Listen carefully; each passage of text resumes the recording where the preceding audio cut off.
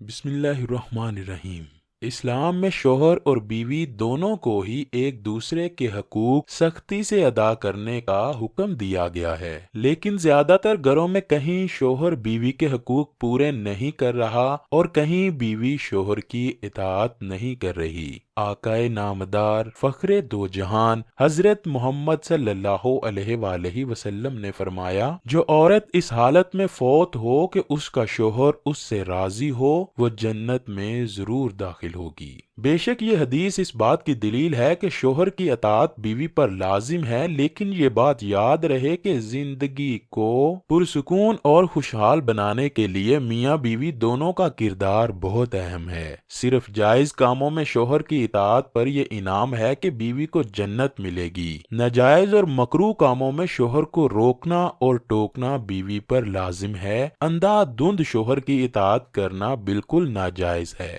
ہم نے بہت سی احادیث سن رکھی ہیں کہ جن میں یہ فرمایا گیا ہے کہ بیوی شوہر کو حق زوجیت سے نہیں روک سکتی، لیکن ہم آپ کو آج وہ احادیث بیان کریں گے جن میں ان شوہروں کا بیان ہے جو جان بوجھ کر بیوی کے چاہتے ہوئے بھی حق زوجیت ادا نہیں کرتے۔ ایک موقع پر حضور اکرم صلی اللہ علیہ وآلہ وسلم نے فرمایا، عورت جب پانچوں نمازیں پڑھے، رمضان کے روزے رکھے، اپنی شرمگاہ کی حفاظت کرے اور اپنے شوہر کی اطاعت کرے تو اس سے کہا جائے گا کہ جنت کے جس دروازے سے چاہو داخل ہو جاؤ۔ شوہر کو اس بات کا خیال رکھنا چاہیے کہ وہ بیوی کا خیر خواہ، ہمدرد، سخن فہم اور مزاج آشنا بن جائے تاکہ اسے پھر کسی غمگسار اور دلجوئی کرنے والے کی ضرورت نہ رہے۔ جیسا کہ رسول اکرم صلی اللہ علیہ وآلہ وسلم نے فرمایا، مومنین میں سے کامل ترین ایمان اس شخص کا ہے جو ان میں سے بہت زیادہ خوش اخلاق ہو، اور تم میں بہتر وہ شخص ہے جو اپنی عورتوں کے حق میں بہتر ہے۔ اسی طرح قرآن کریم میں اللہ پاک فرماتا ہے، اور ان عورتوں کے ساتھ خوبی کے ساتھ گزارا کرو، اور اگر وہ تم کو ناپسند ہو تو ممکن ہے کہ تم ایک شے کو ناپسند کرو اور اللہ تعالیٰ ان کے اندر کوئی بڑی بات رکھ دے۔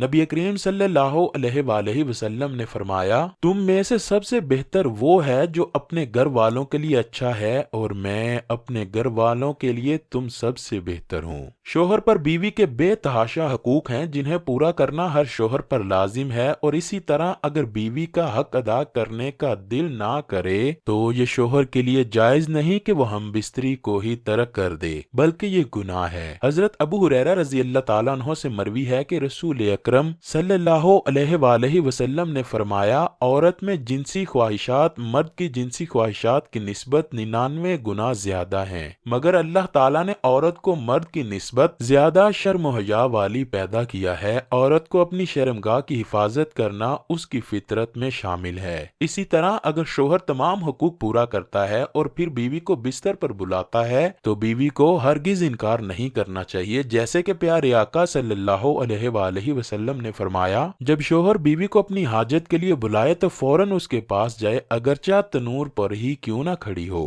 رسول اللہ صلی اللہ علیہ وآلہ وسلم نے فرمایا، جب کسی شوہر نے اپنی بیوی کو اپنے بستر پر بلایا اور وہ نہ آئی، پھر اسی غصے میں اس نے رات گزاری، تو صبح تک سارے فرشتے اس عورت پر لعنت کرتے رہتے ہیں۔ حضرت ابو ہریرہ رضی اللہ تعالیٰ عنہ سے مروی ہے کہ رسول اللہ صلی اللہ علیہ وآلہ وسلم نے فرمایا، اے لوگو، تم میں سے کون ہے جو اپنی بیوی سے حاجت پوری کرتے ہوئے پردہ کرتا ہے؟ وہاں موجود صحابہ کرام میں سے کافی صحابہ نے ہاں میں جواب دیا۔ پھر آپ صلی اللہ علیہ وآلہ وسلم نے فرمایا کہ تم میں سے کون ہے جو اپنی راز کی باتیں دوسرے لوگوں سے کرتا ہے؟ یہ بات سن کر سارے مردوں نے کوئی جواب نہ دیا۔ پھر آپ صلی اللہ علیہ وآلہ وسلم عورتوں کی طرف متوجہ ہو کر پوچھا، کیا تم میں سے ایسی عورتیں ہیں جو اپنے شوہر کے ساتھ گزاری رات کی باتیں باہر جا کر عورتوں سے ظاہر کرتی ہیں؟ عورتوں میں تھوڑی دیر کے لیے خاموشی چھا گئی، پھر ایک عورت اٹھی اور آپ صلی اللہ علیہ وآلہ وسلم سے کہنے لگی، اے اللہ کے رسول، اپنی راز کی باتیں مرد بھی مردوں سے کرتے ہیں اور عورتیں بھی عورتوں سے کرتی ہیں۔ اس عورت کی بات سن کر آپ صلی اللہ علیہ وآلہ وسلم نے فرمایا کہ اپنی حاجت کی باتیں دوسروں سے ظاہر کرنا